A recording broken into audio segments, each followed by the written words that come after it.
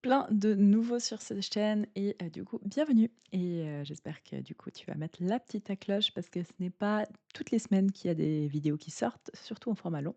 C'est assez random donc je ne me mets pas trop de pression là-dessus, simplement parce que j'attends d'avoir des bonnes insights aussi et puis, bah, de pouvoir procéder les informations avant de pouvoir vous les donner en mode plus digeste et l'information d'aujourd'hui, c'est surtout sur, la peine psychologique de grandir.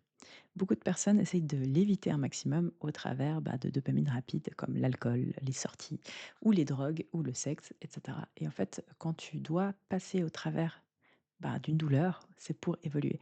Et souvent, ce qu'on ne réalise pas quand on est dans le noir du tunnel, c'est à quel point ces périodes sont vraiment utiles à notre âme pour pouvoir se rapprocher de qui on est vraiment, de se rapprocher de l'essentiel. Et sans ces périodes-là, il y a plein de personnes qui ne passeront complètement à côté de leur vie. Donc, voyez ça comme quelque chose de bénéfique, même si c'est douloureux, littéralement, et même si on n'a pas envie d'être là, c'est réussir à se dire, en fait, c'est des périodes qui existent, c'est des phases de vie, on ne peut pas les éviter. Plus on les évite, plus un jour ou l'autre, ça nous rattrapera et ça sera amplifié.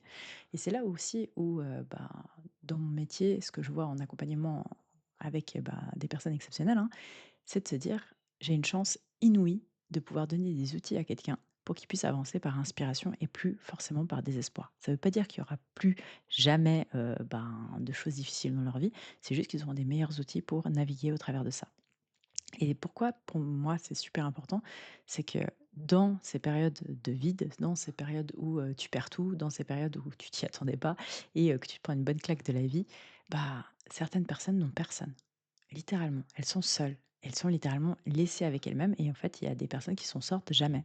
Ils restent dans ces cercles de l'insuccès à l'infini parce qu'en fait, ça devient une réalité qui font que de se répéter à longueur de journée dans leur tête. Dans le sens, tu te lèves le matin, tu as pas envie de te lever le matin. Tu te dis, «Pourquoi encore aujourd'hui? Moi, ma vie, c'est nul» ou «Je suis un échec» et en fait, toutes les choses que tu te dis, fais très attention parce que c'est des prophéties que tu donnes à toi-même.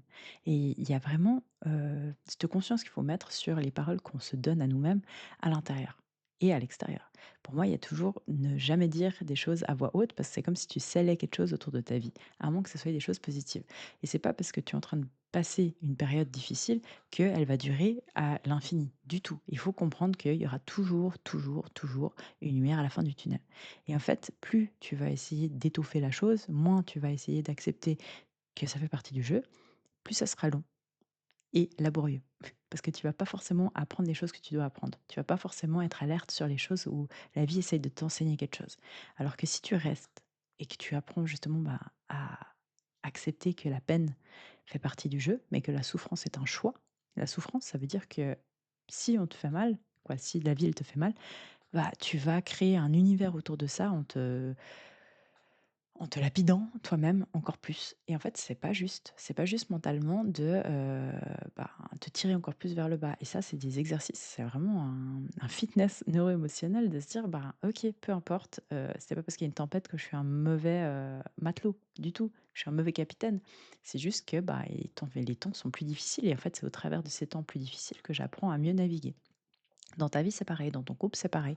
Ça veut pas dire que c'est la fin.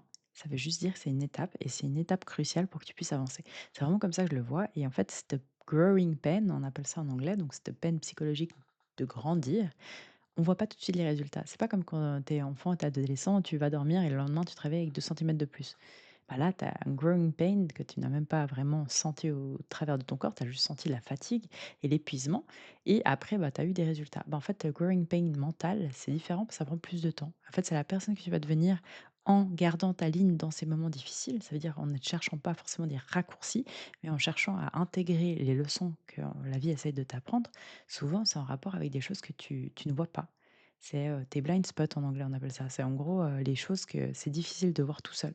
C'est là aussi, c'est important, d'être avec des gens qui ont un esprit ouvert et un esprit, bienveillant envers toi-même pour pouvoir t'aider à évoluer. Mais pas tout le monde a ça. Pas tout le monde a des gens autour de toi qui, ont des vies qui t'inspirent. Pas tout le monde ont autour d'eux, des gens qui vraiment, font leur vie et sont sur le terrain. C'est bien joli d'avoir une opinion, mais en fait, l'opinion, c'est 95 des personnes, qui sont pas du tout sur le terrain. Quand tu es sur le terrain, tu peux pas t'occuper d'opinion. Tu sais que c'est dur. Tu sais que, il y a des moments où, c'est hardcore. Vraiment, c'est hardcore. Quand tu es entrepreneur, tu es dirigeant, tu as des responsabilités et cetera, Bah, c'est assez rare qu'il y ait qu'un truc qui va pas. Genre quand il y a un truc qui va pas, c'est qu'il y a un domino derrière où il y a plein d'autres choses qui vont pas. Et en fait, c'est parce que ça te demande de monter d'un niveau et donc ça te demande de grandir en tant que personne. Et ça, growing pain mentale, bah, en fait, elle te demande vraiment de aussi intégrer la chose et d'essayer de rester still. Donc rester ancré, rester là où tu es et comprendre que ça sert à rien de gigoter de tous les côtés, tu vas te faire plus mal qu'autre chose. C'est comme quand tu as une blessure ligamentaire, des fois, la meilleure chose, c'est juste de rester là où tu es et d'attendre que ton corps puisse faire le travail. Et en fait, c'est la même chose pour ton esprit. Sauf que, bah, on est impatient, sauf que on pense que, ben, notre situation actuelle va rester jusqu'à des décennies, et c'est faux. Plus en fait tu apprends à rester là où tu es, à méditer sur ta situation, à comprendre, à prendre les bonnes actions et aussi à prier, parce qu'en fait, les situations qui sont censées t'effondrer, généralement, te rapportent plus proche de toi, plus proche de ta foi, plus proche de tes croyances, plus proche de qui t'es profondément avant d'avoir quelque chose. Et c'est aussi ce qui est demandé, bah, pour pouvoir avoir tes rêves.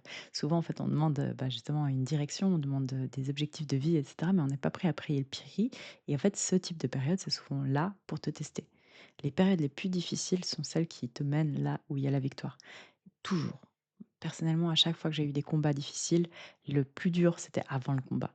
C'est, de me faire quitter parce que du coup, j'allais monter sur un ring et du coup, mon copain, il voulait pas. Et du coup, j'étais: «Ah bah, tant pis, c'est pas grave». Alors qu'une Sarah plus jeune, elle aurait dit: «Ah non, bah, c'est bon, j'arrête, je fais pas de combat et puis c'est pas grave».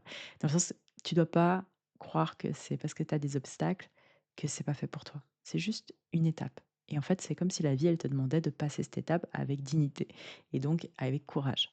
De pas, en fait, essayer de reculer, de pas essayer de trouver des solutions faciles et cetera.